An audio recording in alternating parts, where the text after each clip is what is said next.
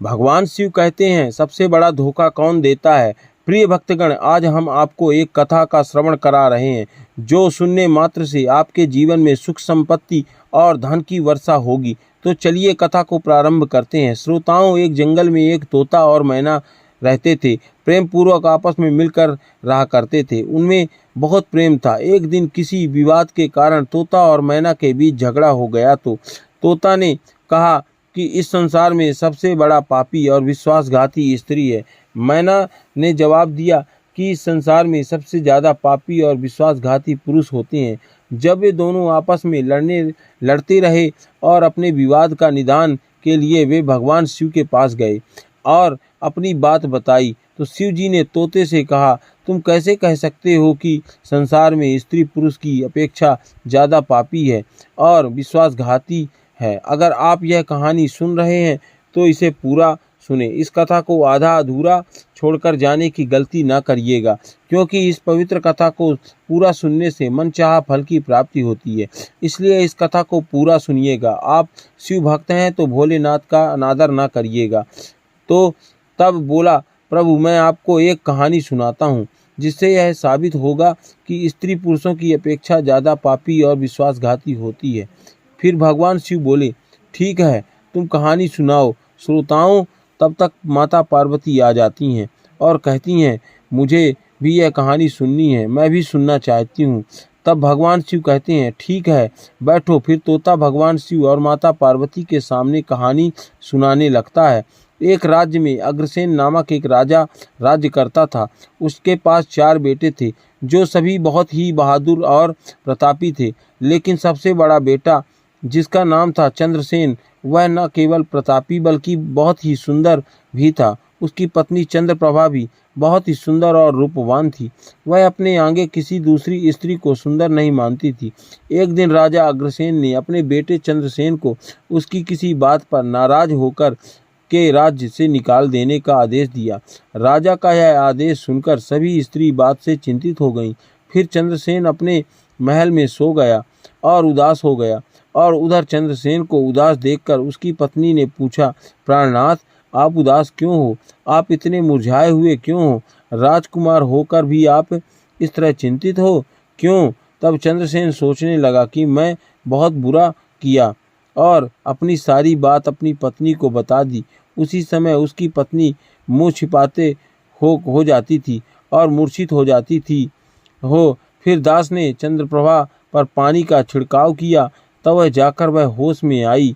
और अब वह होश में आकर चंद्रप्रभा ने अपने पति राजकुमार चंद्रसेन से कहा, आप मुझे दासी पर छोड़कर परदेश चले जाएंगे तो मैं आपके बिना कैसे जी पाऊंगी?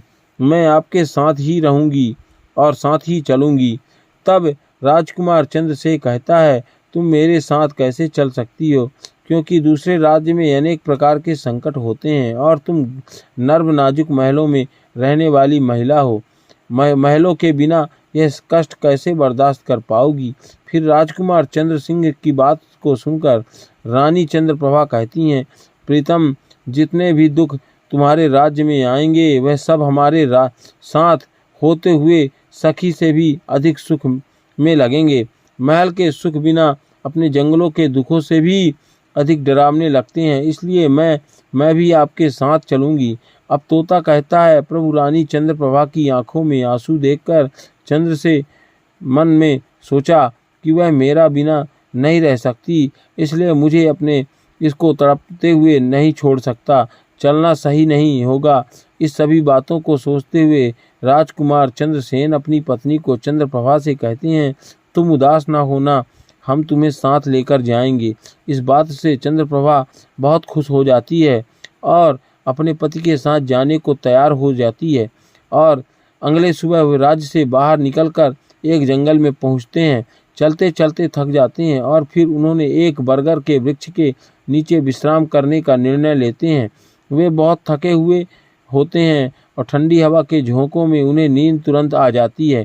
परंतु कुछ देर बाद वहीं पर एक सांप ने रानी को काट लिया। फिर तोता कहता है, हे प्रभु, आगे सुने। सांप के डसने ही रानी तड़पने लगी और चंद्रसेन आँख खुल गई तो रानी को तड़पता हुआ देखकर सांप को सांप को पकड़ता है देखकर चंद्रसेन बेचैन हो गया। फिर कुछ देर बाद रानी की मृत्यु हो गई। इस प्रकार मृतक रानी को देखकर चंद्रसेन ऊंचे स्वर में रुदन विलाप करने लगा और रोने लगा। उसका रोना धोना देखकर सुनकर जंगल के जीव जंतु उसे खाने के लिए वहां आ गए। फिर सेन के मन में सोचा कि अब जीवन संगनी ही मर गई है तो मैं अब जीकर क्या करूंगा, इसी जंगल में अपने प्राण त्याग देता हूँ।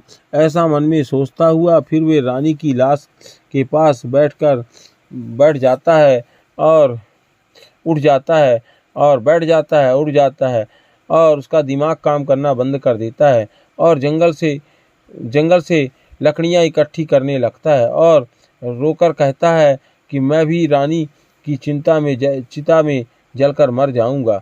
बस उस समय स्वर्ग से एक देवदूत आता है और उसे रोते हुए देखकर उसके मन में दया आती है। वह राजकुमार चंद्र सिंह के पास जाता है और पूछता है, तुम क्यों रो रहे हो? आखिरकार तुम्हारा दुख क्या है? तो राजकुमार चंद्रसेन कहते हैं, हे देवदूत, कहाँ मेरे पास अपना दुख कहने की शक्ति है नहीं बची है। मुझे चाहिए कि यह धरती फट जाए और मैं इसमें समा जाऊं। फिर देवदूत कहते हैं कि मुझे अपना हाल बताओ, शायद मैं तुम्हारी मदद कर सकूं। फिर चंद्रसेन से कहा, महाराज, मैं एक राजकुमार हूं और राजा अग्रसेन का बेटा हूं। मेरे पिता ने मुझे राज्य छोड़ने के लिए कहा है, इसलिए मेरी पत्नी और मैं इस जंगल में चलते चलते यहाँ पर आ गए हैं। यहाँ आकर मेरी पत्नी को सर्प ने काट लिया है और उसकी मृत्यु हो गई है और लकड़ियाँ इकट्ठा कर रहा हूँ ताकि मैं अपनी पत्नी के साथ ही जलकर अपने आप को अग्नि के हवाले कर सकूं। तब तोता कहता है कि हे प्रभु, आगे सुने चंद्रसेन की बातें को सुनकर देवदूत कहते हैं, राजकुमार, तू बड़ा मूर्ख है। यह संसार है, यहाँ इंसानों का आना जाना लगा ही रहता है। इस शरीर को एक दिन सबको त्यागना ही पड़ता है। तू भी इसे जानता है। इस संसार में कोई भी किसी के साथ नहीं आता है और ना ही किसी के साथ जाता है। किसी के साथ नहीं आता और किसी के साथ नहीं जाता है। राजकुमार ने यह बात दिमाग में आई और चंद्रसेन ने अपनी बात को ध्यान पे रखते हुए बोला। चंद्र सिंह के पास जाता है और पूछता है, तुम क्यों रो रहे हो? आखिरकार तुम्हारा दुख क्या है? तो राजकुमार चंद्रसेन के देवदूत से कहा, मेरे पास अपना दुख कहने की शक्ति नहीं है। मुझे चाहिए कि यह धरती फट जाए और मैं इसमें समा जाऊं। फिर देवदूत ने कहा, तुम मुझसे अपना हाल बताओ, शायद मैं तुम्हारी मदद कर सकूं। फिर चंद्रसेन ने कहा, महाराज, मैं एक राजकुमार हूं और राजा अग्रसेन का बेटा हूं। मेरे पिता ने मुझे राज्य छोड़ने के लिए कहा है, इसलिए मेरी पत्नी और मैं जंगल में चलते चलते यहाँ आ गए थे। यहाँ आकर मेरी पत्नी को सर्प ने काट लिया है और उसकी मृत्यु हो गई है और मैं भी लकड़ियाँ इकट्ठा कर रहा हूँ ताकि मैं अपने पत्नी के साथ ही जलकर अपने आपको अग्नि में हवाले कर सकूं। तब तोता कहता है, हे प्रभु, आगे सुने। चंद्रसेन की बातों को सुनकर देवदूत कहते हैं, राजकुमार, तू बड़ा मूर्ख है। यह संसार है, यहाँ इंसान का आना जाना लगा ही रहता है। इस शरीर को एक दिन सबको त्यागना ही पड़ता है और इसे जानता है तू। इस संसार को कोई भी किसी के साथ नहीं आता और ना ही किसी के साथ जाता है। फिर भी तुम मूर्ख की तरह यह बात कर रहे हो। अगर तुम जीवित रहोगे तो बहुत सारी दुनिया और बहुत सारी रानियां तुझे मिल जाएंगी। इसलिए मेरे कहने पर मरने का विचार छोड़ दो। इस मानव शरीर को प्राप्त करने के लिए देवता भी बेहद इच्छुक होते हैं। तो फिर इस संसार में इस शरीर को क्यों नष्ट कर रहे हो? इस प्रकार देवदूत के शब्दों को सुन चंद्रसेन कहता है, महाराज, आपने जो कुछ कहा वह सत्य है, किंतु ऐसी पतिव्रता पत्नी को मुझे किसी जन्म में नहीं मिलेगी, इसलिए मैं इसके साथ ही मरूंगा। फिर चंद्रसेन के विचार सुनकर देवदूत ने जान लिया कि यह अपनी पत्नी से बिना नहीं रह सकता है। तब देवदूत ने चंद्रसेन से कहा, राजकुमार, तेरी पत्नी के जीवित करने के लिए केवल एक ही उपाय है। अब तू मेरी बात को ध्यान से सुनो। यदि तुम इसे उपाय को कर सकते हो तो तेरी रानी जीवित हो सकती है। फिर चंद्रसेन ने कहा महाराज, आप जो भी कहेंगे वह सब करने के लिए मैं तैयार हूँ, केवल मेरी पत्नी को जीवित कर देना। तब देवदूत ने कहा, तुम्हारी रानी की आयु केवल 20 वर्ष थी, जिससे इसे बिना बताए और ये बीत गया, और इसके बदले तेरी उम्र 70 वर्ष की है, जिसमें से 30 वर्ष बीत चुके हैं। तेरी जीवन काल में 40 वर्ष अब भी बाकी हैं, यानी तुझे 40 साल और जीने का अवसर है। यदि तू अपनी पत्नी को आधा अपना जीवन का समर्पण कर देता है तो तुम दोनों की आयु समान हो जाएगी। अगर तुम यह मान लो तो रानी जल्दी ठीक हो जाएगी। इस तरह देवदूत की बात सुनकर राजकुमार चंद्रसेन ने कहा, मुझे मान्य है। फिर देवदूत ने चंद्रसेन के हाथ पे पानी दिया और 20 वर्षों तक रानी के पैरों पर पानी डालने का संकल्प लिया। अब जैसे ही चंद्रसेन ने संकल्प किया, वह जल को रानी के पैरों पर डालने लगा। देवदूत ने कह दिया, पानी के पैरों पर डालने से पहले मेरी एक बात ध्यान से समझ लो, इसमें रहस्य भी है। अभी तो मुझे रानी की आवश्यकता है, तुम पानी डालकर उसको बचा सकते हो, लेकिन भविष्य में अगर रानी की आवश्यकता नहीं पड़ती तो तुम अपने संकल्प को वापस नहीं ले सकते हो, और जब तुम वह संकल्प वापस नहीं लेते हो तो तुम्हारी रानी तुरंत ही मौत को जाएगी। परंतु एक बात हमेशा याद रखना, इस संकल्प को कभी वापस ना लेने की बात रानी से कहना मत, वरना तुम अपने संकल्प को वापस नहीं ला सकते। और हमेशा याद रखना, जीवन में कुछ बातें हमेशा छिपा कर रखनी चाहिए, क्योंकि कभी कभी यह बातें काम आ सकती हैं। फिर तू ऐसा कहकर और उस रानी के सामने आकर वह देवदूत जो थे अंतर ध्यान में चले गए। तब चंद्रसेन की रानी से कहता है, आप सो गई थीं, मैंने आपको नहीं जगाया। फिर चंद्रसेन कहने लगा, तुम बहुत थकी हुई हो, इसलिए मैंने तुम्हें नहीं जगाया। इस प्रकार राजकुमार चंद्रसेन ने अपनी रानी से सारी बातें छिपा दी, और सर्प ने तुम्हें काट लिया था और तुम मर गई थी, मैंने तुम्हें फिर जीवित कैसे किया, यह सब राजकुमार ने अपनी पत्नी से छिपा लिया। फिर तोता बोला, हे प्रभु। फिर वह दोनों आगे बढ़ गए। कई दिनों बाद उन्होंने एक बहुत ही सुंदर स्थान देखा। वहाँ पर एक फकीर की कुटिया थी। जब वे वहाँ पहुँचे तो उन्होंने देखा कि एक सुंदर युवक फकीर हुआ पी रहा था, लेकिन दोनों बहुत ही थके हुए थे, इसलिए वे फकीर के पास बैठकर उस समय राजकुमार के रानी से कहा, रानी, हमें प्यास लगी है, हम कुएं पर जाकर पानी पीकर आते हैं, अगर तुम भी प्यासी हो तो तुम्हारे लिए भी पानी ले आते हैं। तब राजकुमार की बातें की सुनकर रानी ने कहा, मुझे तो प्यास नहीं लगी है, आप जाएं, पानी पी के फिर वापस आइए। इसके बाद रानी की जवाब सुनकर राजकुमार चंद्रसेन एक लंबी रस्सी लेकर कुएं की ओर जा रहा था।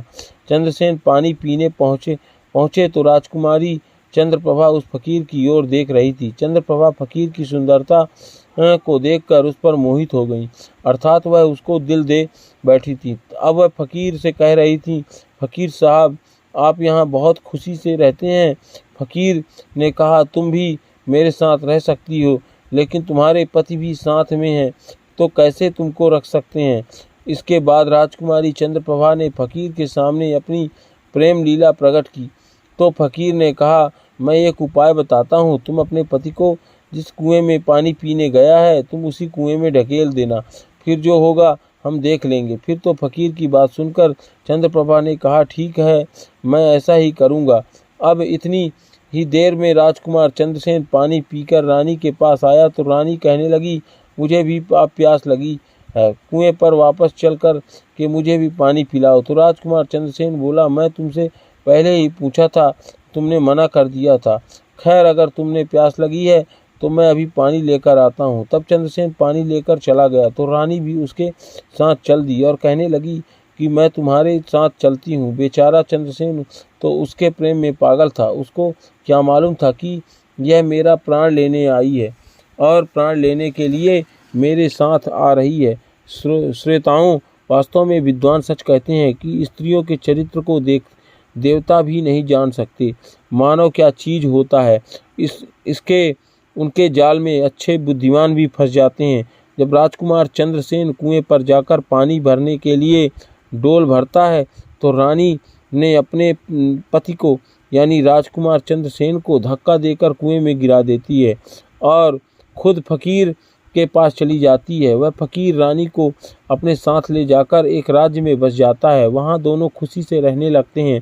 फकीर ने फिर रानी को ऐसा नाचना और गाना सिखाया कि वह नृत्यगना के रूप में मशहूर हो गई। धीरे धीरे वह राजकुमारी पूरे नगर में प्रसिद्ध हो गई। इस तरह रानी के नृत्य और गीत के कारण वह फकीर के पास लाखों रुपए बन गए। रानी भी उस फकीर के साथ मस्ती में रहने लगी। जिस समय रानी ने अपने पति चंद्रसेन को कुएं में ढकेल दिया था तब वह सहयोग में से एक जंजीर जो कुएं में लटकी थी उसे पकड़ लिया था और चंद्रसेन ने उसको पकड़कर कुएं से लटकता रहा। ईश्वर को याद करते हुए वह सोचने लगा कि क्या यही मेरे प्यार की सजा है। और कुछ समय बाद जंजीर का एक काफिला वहां आया और काफिले में से एक बंजारा ढोल लेकर कुएं का पानी भरने लगा। तब वह उसने पानी ने ढोल वाला तब चंद्रसेन ने उसका ढोल हाथ से पकड़ लिया और बंजारा यह देखकर चौंक गया और पूछा, तुम कौन हो? तो राजकुमार चंद्रसेन ने कहा, भाई मैं आफत का मारा हुआ हूँ, मुझे यहाँ से निकालो और मेरी जान बचाओ। मैं सारी जिंदगी आपके उपकार को नहीं भूलूंगा। ऐसा कहकर राजकुमार बंजारे से प्रार्थना करने लगा। फिर राजकुमार चंद्रसेन के दुख को देखकर उस बंजारे को उस पर दया आ गई और उसने चंद्रसेन को कुएं से बाहर निकाल लिया और फिर पूछा, भाई तुम कौन हो? तुम इस कुएं में कैसे गिर गए? मुझे अपना हाल बताओ।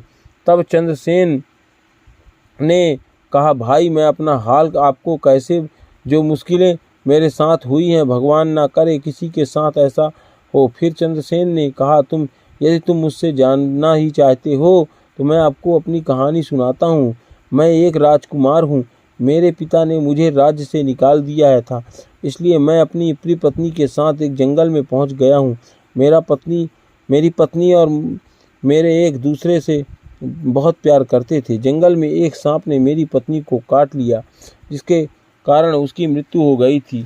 और मैं जब अपनी पत्नी के साथ मरने जा रहा था तो तब एक दूत ने मुझ पर दया की और मेरी आयु के 20 वर्ष मेरी पत्नी को दे दिए।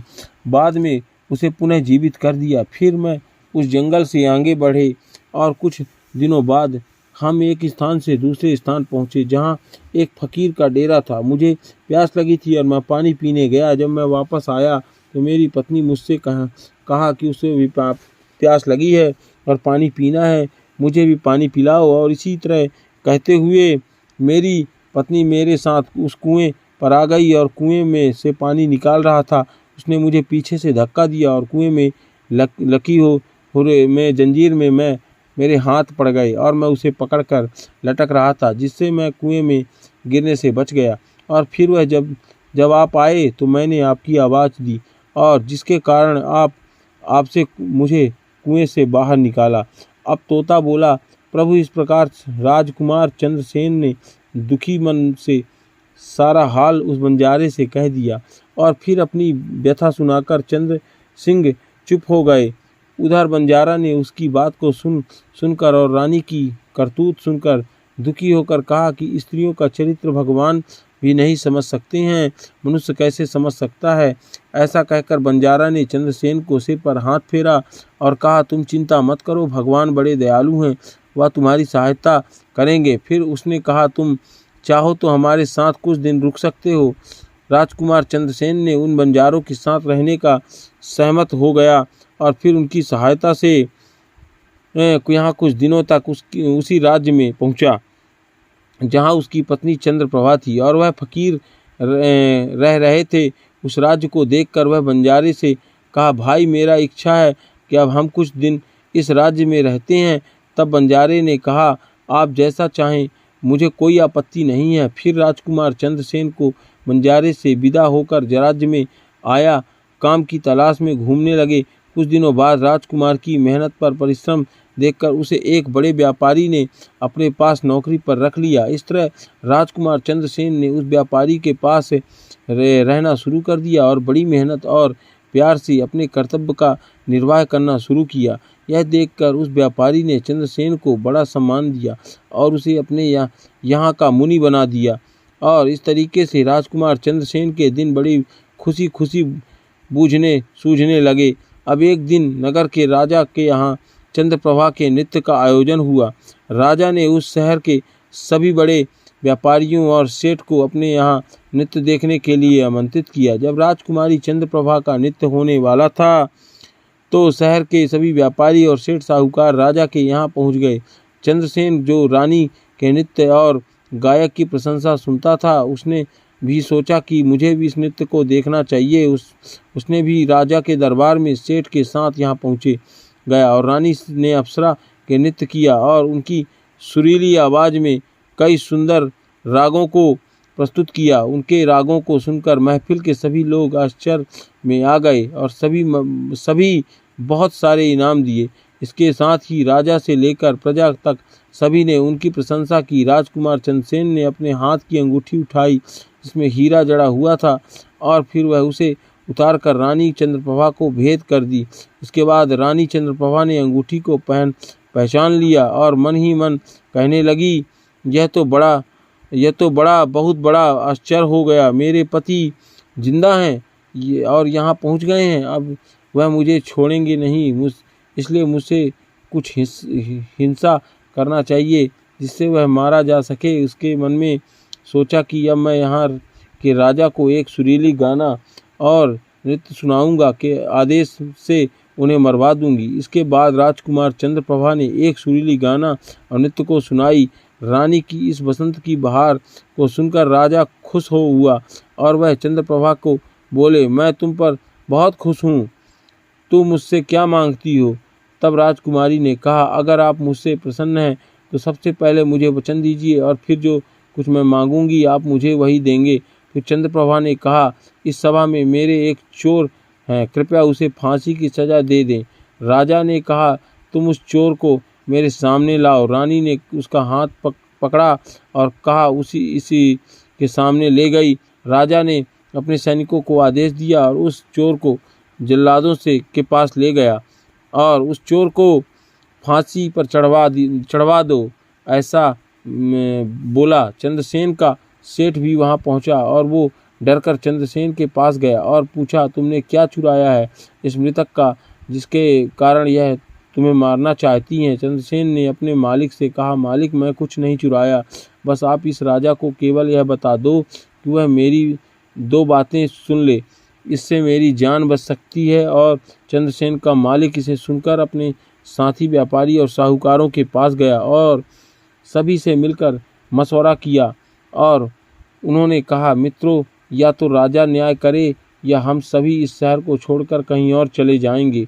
और इस प्रकार सभी व्यापारी राजा के पास गए और कहने लगे, राजा साहब, हमारा मुनि निर्दोषी है, उसे मार देने का आपका आदेश गलत है। वह कह रहा है कि वह आप अपनी दो बातें आपको कहना चाहता है, फिर आपको लगे कि उसके अपराध किया है उसे फांसी दे दें, लेकिन मेरे मरने से पहले राजा केवल मेरी दो बातें को जरूर सुने। फिर राजा ने व्यापारियों को बात सुनकर कहा, ठीक है, मुनीत को बुलाओ। चंद्रसेन को लेकर राजा के सामने लाया और कहा, राजा ने कहा, तुम जो कुछ कहना चाहते हो वो मेरे सामने कहो। तब राजकुमार चंद्रसेन ने कहा, महाराज, मैंने क्या दोष किया है जिसके कारण आपने मेरी हत्या का आदेश दे दिया?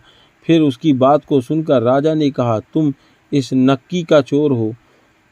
तो चंद्रसेन ने कहा, नहीं महाराज, मैं इस कुलता स्त्री का पति हूँ जिसने कुएं में ढकेल कर एक फकीर के साथ चली गई। राजकुमारी चंद्रप्रभा ने समझ लिया कि बात बिगड़ रही है, तब राजा से कहती है, महाराज, मैं कुलकता हूँ, यह झूठ बोल रहा है। मैं यह कौन हूँ? मैं इसे जानती नहीं और यह तो मेरा चोर है।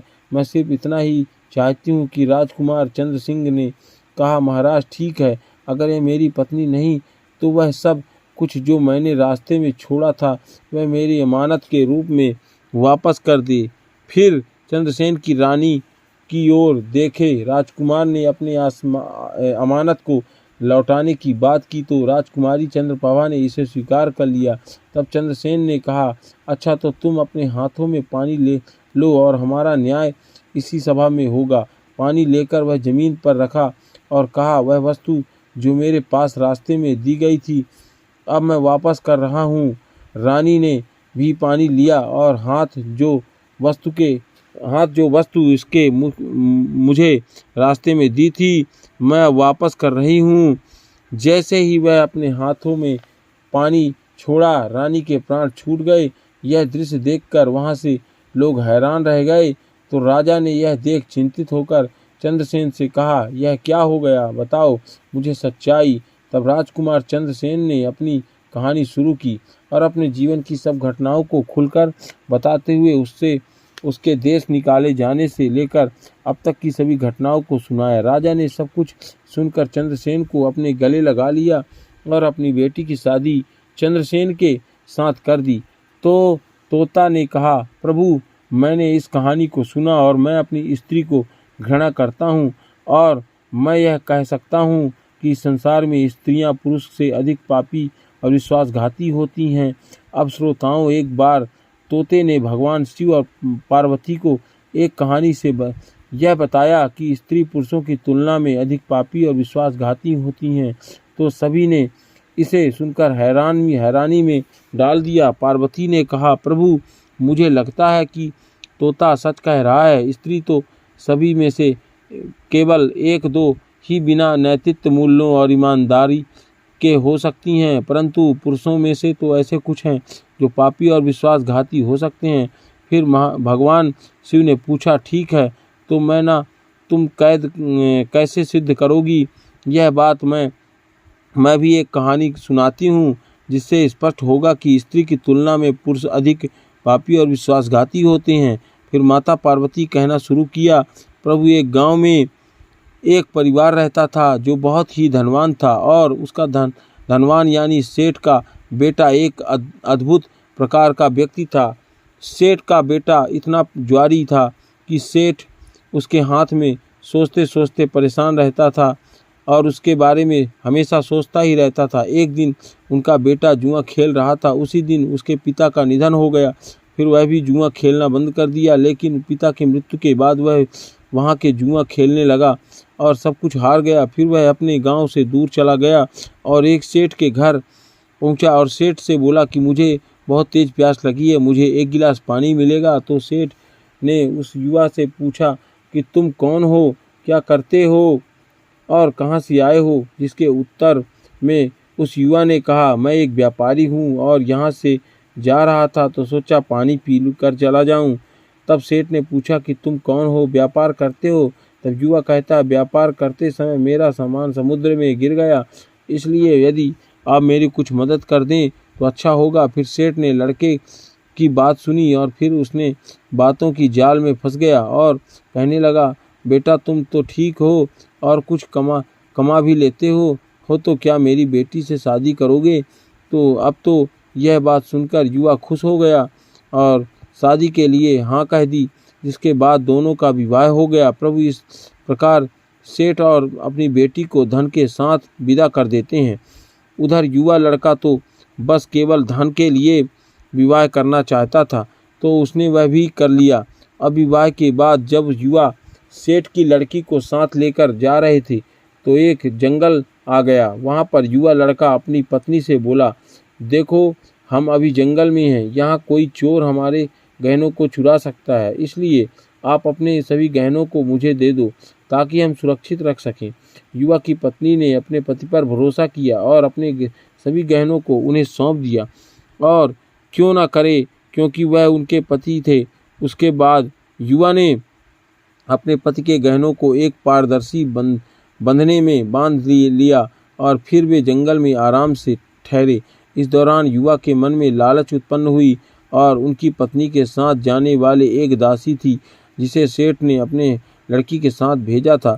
युवा ने फिर उस दासी को मार डाला। फिर उसने अपने पत्नी को एक कुएं में गिरा दिया और मन में यह विचार किया कि इसके साथ मैं सिर्फ पैसों के लिए शादी की थी, मेरे पास पैसे मिल गए और उसने सोचा कि वह पानी में डूबकर मर गई होगी और मर जाएगी।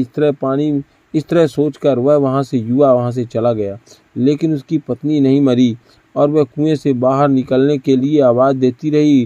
कुएं के पास एक आदमी गुजर रहा था और जब उसने किसी महिला की आवाज़ सुनी तो वह उस महिला को कुएं में से बाहर निकाला।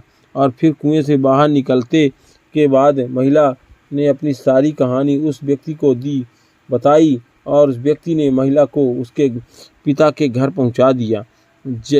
अब जब महिला पिता के घर पहुंची तो उसके पिता ने पूछा, तुम्हारे साथ क्या हुआ? महिला ने कहा, पिताजी, जंगल में कुछ चोरों ने हम पर हमला किया था और दासी को मार दिया, मुझे कुएं में ढकेल दिया और पति के बारे में कुछ पता नहीं। बेटी को बातें सुनकर सेठ जी ने कहा, कोई बात नहीं, भगवान सब ठीक करेंगे। अब मैं यह कहती हूँ कि प्रभु, इस दुनिया में स्त्री और पुरुष दोनों ही विश्वासघाती और पापी हो सकते हैं, लेकिन अब आपके हाथ में न्याय का फैसला है। मैंने भी आपको एक कहानी सुनाई और तोते ने भी इस कहानी को सुनाई है। अब आप ही न्याय करें कि उसमें अपने पति को मारा या सारा सामान लेकर चला गया। और तोता और मैना की कहानी सुनकर भगवान शिव बोले, ठीक है तोता और मैना, मैंने तुम्हारी कहानी को ध्यान से सुना, अब मैं तुम्हारा न्याय करता हूँ। सच में इस संसार में स्त्री और पुरुष के बीच ज़्यादा पापी या विश्वासघाती कौन होता है? यह मेरे लिए स्पष्ट है कि शिव जवाब देते हैं बिना किसी शंका के। यह सत्य है कि इंसान की सोच उसके इस स्तर के नीचे जा सकती है और वहीं पापी और विश्वासघाती होता है, चाहे वह स्त्री हो या पुरुष। इंसान को किसी भी प्रकार के पाप करने से पहले यह सोचना चाहिए कि क्या वह सही है या नहीं है। पापी और विश्वासघाती होने की कोई जाति नहीं होती, वह इंसान की सोच और कृतियों का परिणाम होता है। श्रोताओं, वास्तव में इंसान की सोच उसके स्तर से नीचे जा सकती है और यहाँ पापी और विश्वासघाती बना देता है। इस वीडियो को बोलते समय अगर कोई त्रुटि हो गई हो तो मैं क्षमा प्रार्थी हूँ, क्षमा चाहता हूँ। उम्मीद है आप सभी को यह वीडियो अच्छी लगी होगी। अगर आप शिव के सच्चे भक्त हैं तो चैनल को सब्सक्राइब करिए और वीडियो को लाइक कर दें। कमेंट में हर हर महादेव लिख दीजिए और आपको मैं तहे दिल से धन्यवाद करता हूँ।